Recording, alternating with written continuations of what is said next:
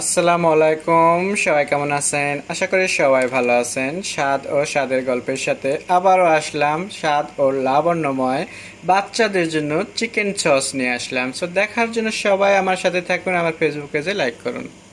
So আবার আসলাম বাচ্চাদের জন্য একটু চিকেন রান্না নিয়ে। সো আজকে আমি এখানে ডানা নিছি, ডানা দুইটাই দেখতে পাচ্ছেন, পাকার সাথে যে ডানাটা থাকে এটা। সো এটা কিন্তু আমি আগে থেকে একটু মাখে রাখছিলাম আধা ঘন্টা। সো এখানে মাখার জন্য আমি কি কি দিয়েছিলাম, একটু সয়া সস, আদা বাটা আর রসুন বাটা, এই সামান্য তিনটা উপকরণ দিয়ে আমি এটাকে আধা ঘন্টা মেখে রাখছি। এখন আমি এটাকে মজা করে রান্না করে দেখাবো আপনাদেরকে, সবাই আমার সাথে থাকুন। সো আমি চলে যাচ্ছি চুলাতে, বাকিটা চুলাতেই দেখাবো। চিকেনটা ভাজার জন্য আমি এখানে একটা প্যান নিয়ে নিছি আর একটু দিয়ে দিচ্ছি তেল। চিকেনটা রান্নার জন্য আমি এখানে একটা প্যান নিয়ে নিছি, এখানেও দিয়ে দিচ্ছি তেল। চিকেনটাকে ভাজার জন্য আমি এখানে দিয়ে দিচ্ছি চিকেন।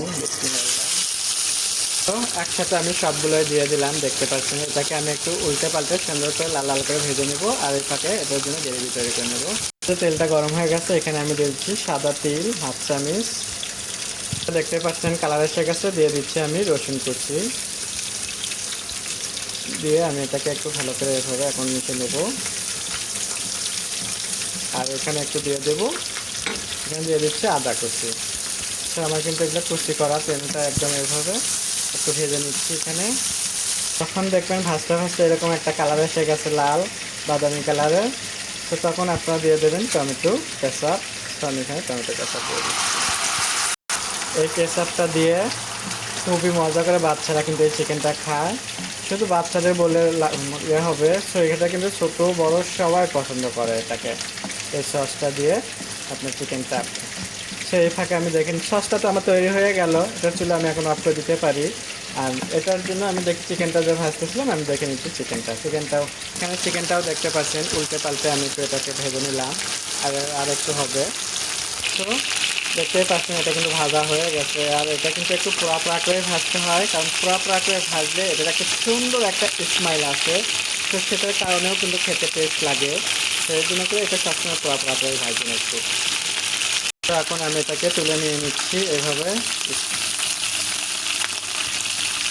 তুলে আমি সসের ভেতরে দিয়ে দিচ্ছি বিসমিল্লাহ। আপনারা চাইলে আলাদা করেও সস বাটি থেকে নিয়ে খেতে পারেন।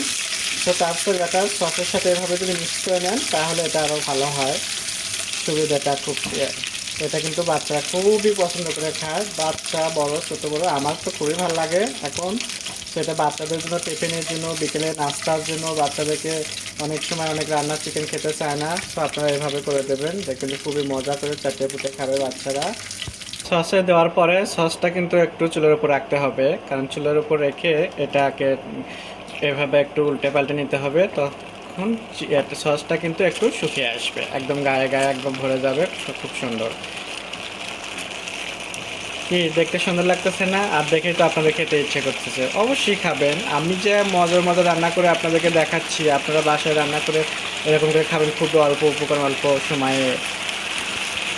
আমার হয়ে গেল চিকেন সস। আশা করি আপনাদের ভালো লাগবে। আপনাদের যদি ভালো লেগে থাকে, স্বাদ ও স্বাদের গল্পের সাথে থাকবেন, বেশি বেশি করে শেয়ার ও কমেন্ট করবেন। নতুন নতুন ভিডিও দেখার জন্য আমার ফেসবুক পেজে লাইক করে রাখুন। সবাই ভালো থাকবেন। আল্লাহ হাফেজ।